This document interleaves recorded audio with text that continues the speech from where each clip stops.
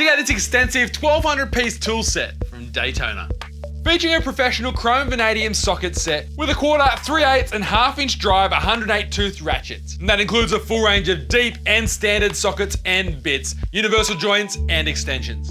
Full metric and imperial spanner set, and these 4 90-tooth ratchets with flexible heads are very nice as well. 2 drawers are dedicated to impact sockets, including extended and thin-walled sockets, hex and Torx as well. Insulated and standard screwdrivers, Pliers and Pliers, and hand tools galore. And there's a nice big complete 3/4 inch drive set as well with an extendable handle on the ratchet. A complete letter and number punch set, 113-piece torsion driver bit set, and the tap and die set is very handy. Crow's feet for those hard to reach fasteners, a 12-piece ratcheting spanner set, and much, much more. The whole lot's housed in a sturdy rolled steel 53-inch 13-drawer tool cabinet with powder-coated finish. Each drawer features heavy-duty ball-bearing slides, mats, and an EVA foam top.